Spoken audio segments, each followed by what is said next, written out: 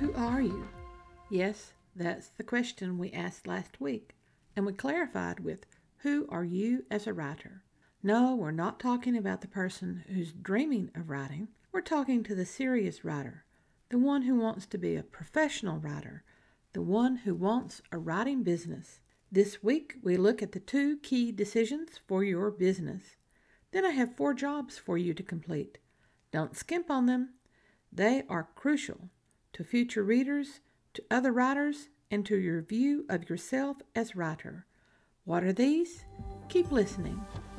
Welcome to The Right Focus. We cover productivity, process, craft, and tools. Our podcast episodes last as long as it takes to fix a quick dinner, drive a short commute, or take a brisk walk.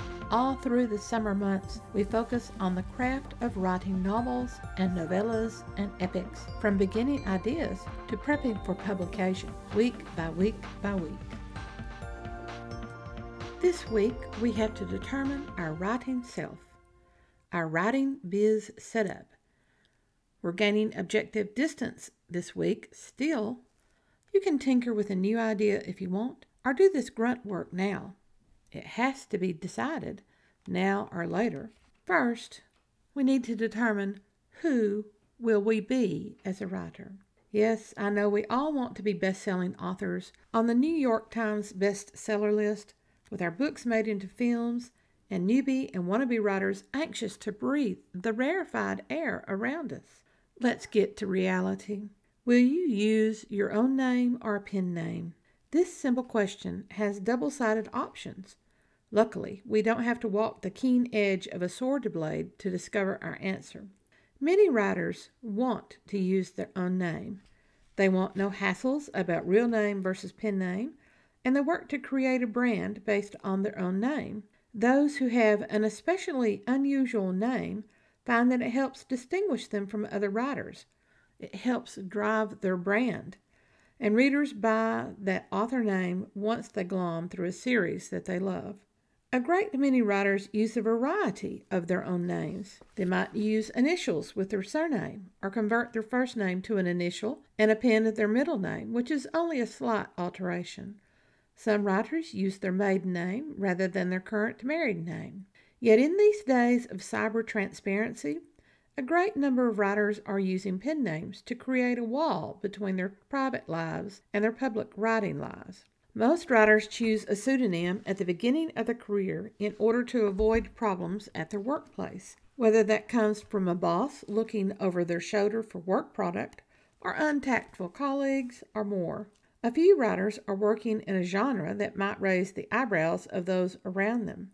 Others do not want personal information about themselves and their families and children out for rabid fans to locate. It's one thing to talk with fans at a book signing, and quite another to have them knock on your front door.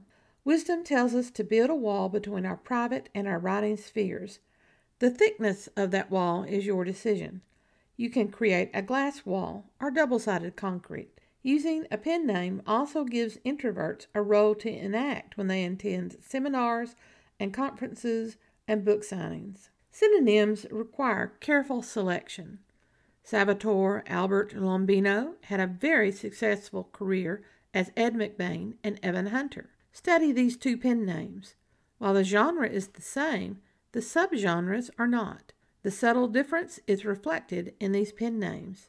Barbara Mertz wrote as Barbara Michaels and Elizabeth Peters. The Michaels books are similar to vintage Gothic romances. The Peters books have a snarky heroine and an Edwardian setting. These books morph over time to become thriller epics.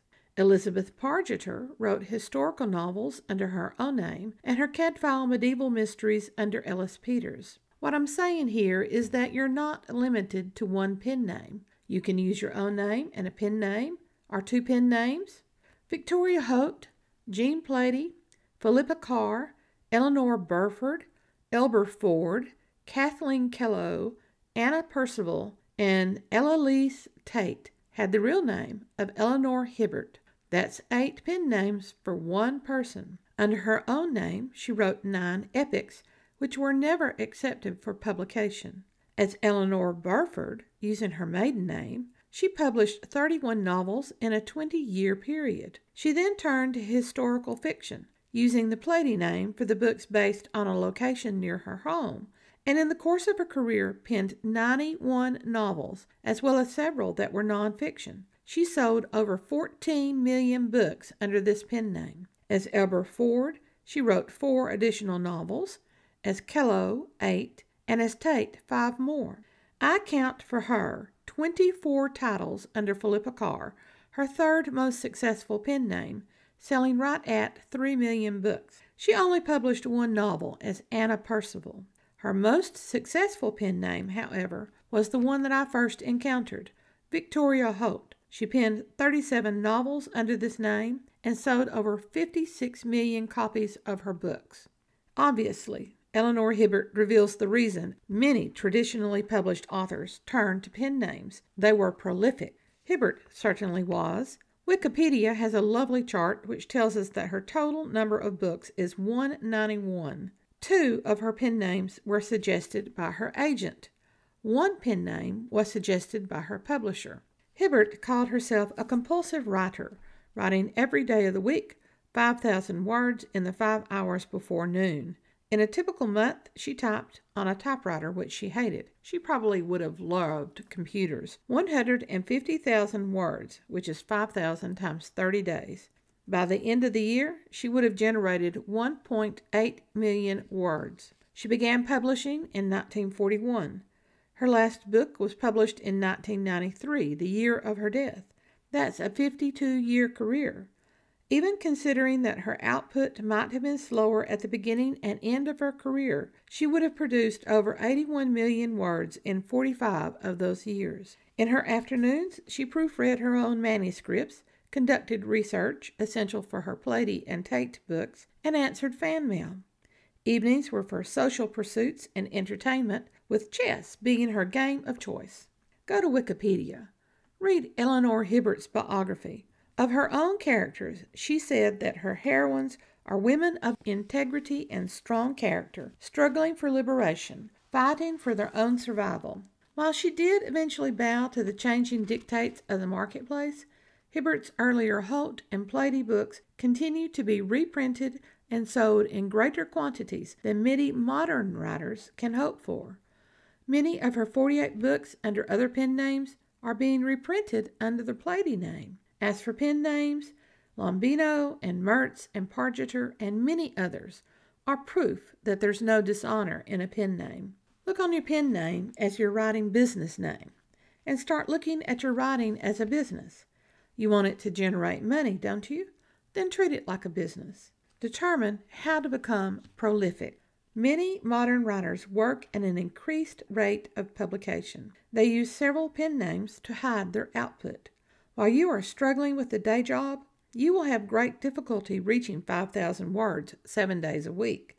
You might be lucky to reach 5,000 words a week. Soon, though, as you understand what you're doing and how you're doing it, you'll be going over 10,000 words a week, and then even higher. Search for ways to increase your output. Many writers laud dictation to reach 10,000 words in a writing session. They rarely discuss the time taken to fix errors of skipping or misunderstood words, of punctuation problems and problematic cliches, and of revising to cover in the plot holes and cover over the character discrepancies. Factor in the time for these 6 problems that occur with dictation. Now add the additional time that you will need to train yourself to dictate, as well as the time needed to train the program to your accent and idiosyncrasies of language. If you can only reach 10,000 words in one session, then fix problems for the rest of the week. Are you achieving more? Maybe. It's one solution. A second solution is my method. I handwrite the rough shape of my manuscript. This is not for everyone. Now, I've been around computers for more than 3 decades. Yes, I know, I'm ancient. I know a lot about computers and word processing software. I know an extraordinary amount about composition. I taught it weekly for 3 of those decades. Why do I not use computers for my writing? Here I am, computer and composition savvy, and using longhand. Well, I do know myself. I know that composing on computer or laptop in my case leaves me open to back up and correct or add in and the like. That works for any nonfiction writing, which is logical in its every part, but for fiction, no. On the laptop, every time that I back up to correct or add in or fix, I turn on the critical side of my brain. That turns off the creative. Fiction is all about the creative. When I'm working on a novel's rough shape, that's the creative side of my brain. When I turn on the critical side, it takes time to get back to the creative side. I think faster with pen and paper. I don't know why. Forming the words with ink somehow turns on my creative brain, and the words come faster than I can write them. After 3 decades of the daily input of work into some variety of computer software, the ordinary person would think that I would be faster electronically. I am a speedy typist, but I don't create faster. It's that critical brain turning itself on. I think that my handwritten manuscript is a lot like dictation software. I can write in the back seat of a car while on vacation. I can write when I'm stuck in an office waiting for an appointment. In the time it would take the ordinary person to bring out their phone, unlock the screen, navigate to the right app, load it, find the right file, and start, I whipped out pen and paper, recorded my ideas, and am flying on to the next page. You can find various methods for getting the creative words onto any kind of page. Dictation works, rapid write works, which is the third method that I would advise people to use to increase their output. In rapid write, you type the words just as fast as the ideas are coming, without fixing them, inputting them quickly, without corrections or editing. Then you jump back to the start of the rapid write session and fill in what's missing. Sometimes you're merely inputting phrases or outlining the basics of a scene. You return to the rough ideas and shape them into the first draft of your manuscript. The key is staying in the creative and avoiding the critical. Rapid write occasionally works for me, but not consistently. It's that dying backspace key. Here are the 4 jobs that you will need to do during the course of this week to set up your writing biz. First, decide your writing name. Your own name, a pen name.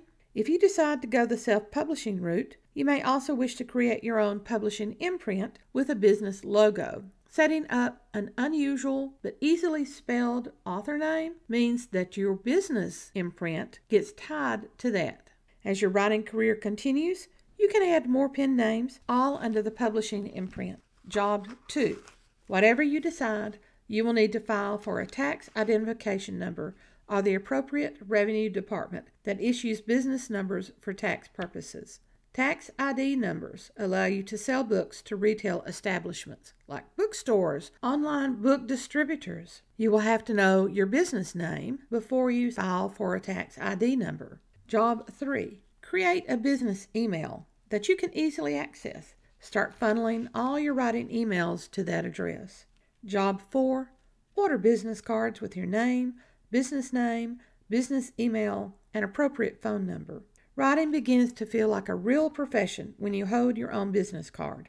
And you'll get a tingle of excitement the first time that you hand your new biz card to someone at a conference. Select your font, card appearance, images, and colors with an eye to the specific name with which you'll start your writing career. Those decisions will guide the development of your own website. And you need to start now looking for a web host. Don't take the first one that you learn about. Explore and think about the future of your writing business, not where you currently are, but where you hope to be in 5 years. These jobs will take time and money. You might wonder if you would be better off writing. First coined by Scott William Carter, Wibbo, would I be better off writing? Is your essential question any time that you step away from your writing desk. Is it important to do these 4 jobs? Yes. Resoundingly yes. Yet we can take time for the business side when we schedule these tasks during a writing lull, as we're doing this week, before we go into revision. Get these jobs out of the way. Do your inspirational research on people like Eleanor Hibbert, 191 books to her name. If she's too intimidating, look up Phyllis A. Whitney, a writer who's not as prolific, but still a mighty seller, who described herself as a writer of romantic novels of suspense. Look at Salvatore Lombino, 90 books to his name. Look at his Get In and Get It Done essay that appeared in The Writer in 1978. You can find it easily on the internet. Look at Stephen King's output. Look at Dean Koontz. Look at Dean Wesley Smith. Look at Chris Catherine Rush. All prolific, all quality work. All treat writing as their business. They know who the writing self is, and they work for the writing self. You don't need to hire writers, then stiff them for their pay to be a prolific writer. It's basically big. Bum in chair. Stop dreaming and do it. Bum in chair. Next week, we're still working for objective distance. Trust me, the creative muse is working even when you're not generating words. If you want to write and tinker with scenes, you may. You're in charge of your writing business. But distance is crucial. Inspiration comes from Peter DeVries. He said, short and sweet, I love writing. It's the paperwork that gets me. Thanks for listening to The Write Focus, a podcast for writers at all levels, hosted by M.A. Lee with the assistance of Remy Black and Edie Rooms from Writers Inc. Books. All through the summer months, our focus is the craft of writing. We are discovering your novel from beginning idea to prepping for publication. We'll work through the process stages of foundations to story, envisioning the story, analyzing story before, during, and after the draft, harvesting the story through revisions and enhancements, and prepping the story for publication. Many of these preps and guides are useful setups for the National Novel Writing Month in November. That's writing only, no idea work. We can also use this information to solve issues with stories that we've abandoned. All those stories are crying in the wilderness. Time to rescue them with the Write Focus. Show notes for this and other episodes can be found at thewritefocus.blogspot.com. Write to us at winkbooks@aol.com. Remember, whatever occurs, write on.